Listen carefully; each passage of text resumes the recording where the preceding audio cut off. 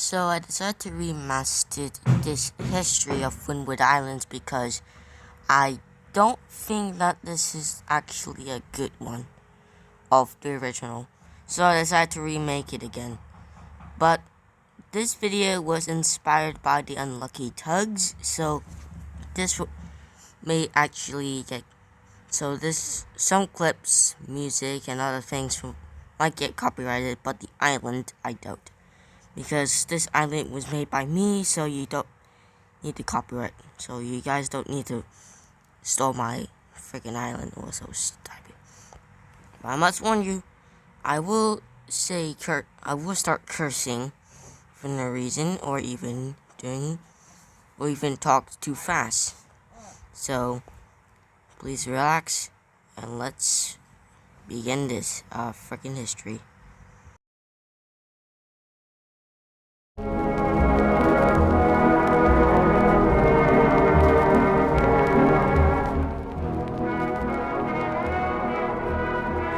Our story begins in 1840, when the first railway in Windward Island was constructed. Somewhere around the northwest of the area, at the south coast of England, Branch Hill Forest managed to extend the line to the Rocky Mountains. Just like the beginning of Thomas and Friends, horses were used to pull the carts of the railway. For at least 10 years, this was the only powered network on the Windward Island. It wasn't long until in 1850 the line decided to extend all the way to St. Helene before going all the way to the upper Rock Hills. That's where the load began to increase even more, as more deliveries began to go faster. As the workload began to go even more heavier in 1850, it was by the time the railway decided to purchase its own fleet of locomotives, at least two of them, which are LJ and Isaac. For at least two locomotives both worked on the railway, it wasn't long until 2 decades later a brand new section of track came in 1878, which it started from the main capital, Windward, and extended track all the way to Windward City. Windward City was only the smallest track, and the track, another piece of track, reached all the way to Branch Hill Forest, or at least not connected to the main line. And according to the history book of Windward Island, it ran its own 10 locomotives, which are 4 old tender engines. They kinda look like Edward, but they are not actually the Furnace Railway K2 classes. Meanwhile, on the southeast of the area, a new section of track was built. Instead of a standard gauge, it was a rover gauge track, along with a narrow gauge track between it. This line started all the way from upriver and all the way to the south area of the location, and it needs its own locomotive to run, which came with Alex Grammer, one of the rover class locomotives. By the time, he was the only engine that could only run on one route on 3 stations. Eventually, the Stone Land Tunnel needs small stone, and so a track was built between Stone Land Tunnel and all the way to the upriver forest, or the upriver land. That's where the same track was on the hover gauge. So eventually it had its own fleet of locomotive, which is Mike.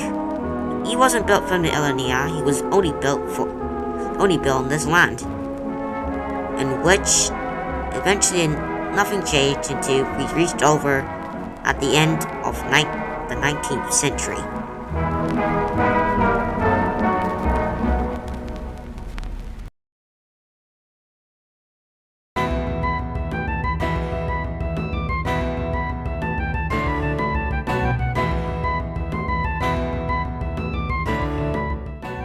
Everything was still normal 5 years later since the 20th century rolled up.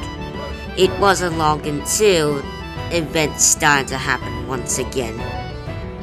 The track that was connected to said Meme Hill and Upper Rocks that wants to be as the route before a landslide called in due to a loud explosion happened. It wasn't long until eventually they decided to build another section track due to they realized that buses were taking over the work, but they let it take over the landslide away in 1910, but it's blessed to come.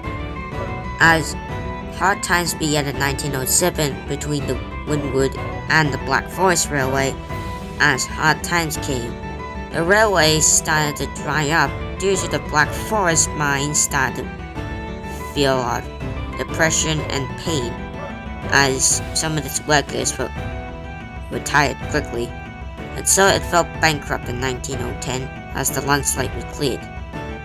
Months later, in 1911, the Rocky Mountains and Branch Forest Railway later took over the track. But yeah, you want to know what happened to these 440 tender engines? You know what happened to them? Well, sadly, all of them were scrapped, except for one locomotive that managed to got out of its cutter's torch. It was put on display in a nearby town.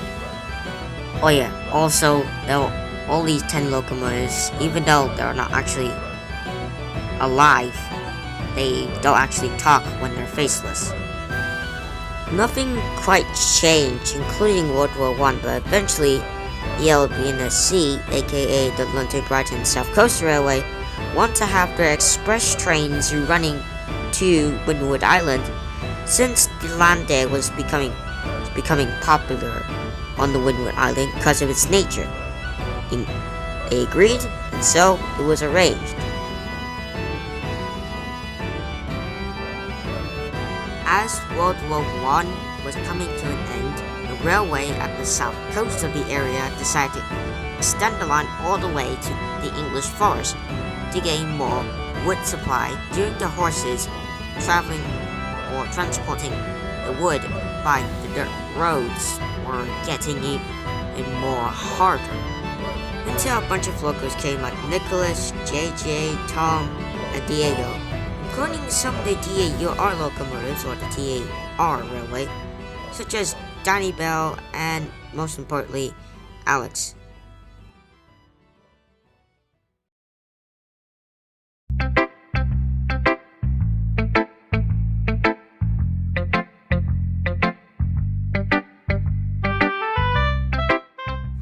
It wasn't long until the English Channel Mines decided to let the railway from the southeast, the narrow gauge railway, and including the southeast coast of the railway, decided to extend their line all the way to the mines to transport their stone to the harbor. Also, all the board of directors decided to have a meeting so they can form the railway into one big railway, the Sealing Railway, later in 1923. And yes, this is a India Railway Board meeting because you can see the lady on the right, you can see had a red dot on her forehead for some reason, because I can't find an actual British Railway Board meeting. Also, by the time 1922 was about to end, Alex, one of the A.H. Wells Railway locomotives, decided to go back to his home, but Danny Bell decided to go back to another railway, the TAR Railway, before it was merged into the A.H. Wells Railway to form the TAUR Railway. Diego and Alex Grandma decided to stay back on the Sealing Railways. Eventually in 1923, 4 companies from the railways were all formed, including Southern Railway, that took control on the Sealing Railway for a little while before months later the Sealing Railway was formed in order to break out Southern Railway's control, thanks to brand new locomotives like Henji, Pitara, the H2 class, Cably, the Terra Tank, and Wolf. Originally, the railway was going to be completed in 1923, but months later it broke up the Southern Railway's control, later turning like this in 1945. But for now, let's stick with this one until we end till we get to 1945. I'm gonna tell you about the small events happening today.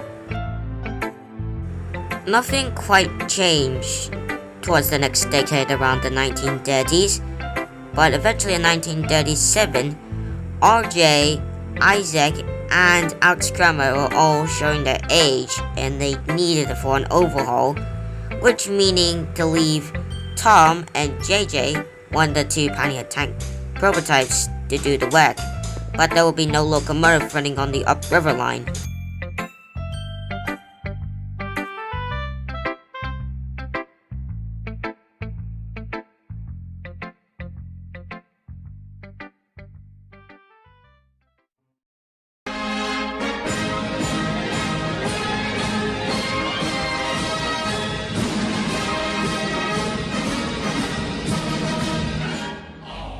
When the load began to increase thanks to the jungle wood being discovered in English forests during World War II, they decided to bring a locomotive from South Africa to help the load, which is rope.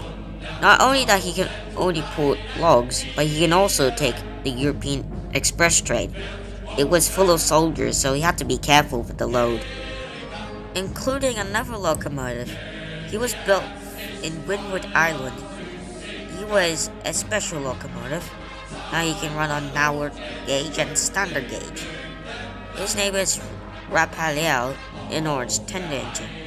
That he was a 6 or 240 locomotive, and including two locomotives that were brought by the from the GWR in 1940, which there were two locomotives named Holy Hall and Sabatooth Hall. Both of them are mainline locomotives, but they are also mixed traffic. Now both of them had to deal with the Soldier Express trains.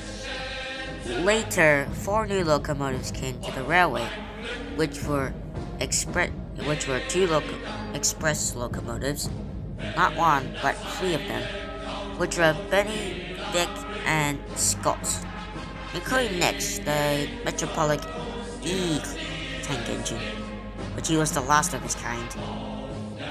However, between 1941 and 1942, 2 stations were gradually got destroyed by Germans, which means cutting down to half of the track, so as the narrow gauge.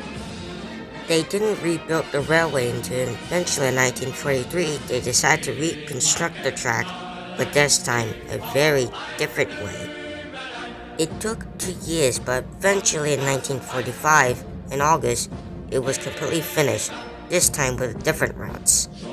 When World War II was coming to an end, the first book on the mainland was officially published, known as The 3 Railway Engines. However, Wolf and Isaac, both of them had to go for an overhaul, while the other locomotives had to take care of the work. But luckily, the railway had a controller, including brand new locomotives arriving. However, there were actually now 2 railway tracks, a miniature gauge, which is the purple one, and a blue track, which is the mountain gauge track. Both of them are 2 new railways, so they need to be respected, along with British Railways.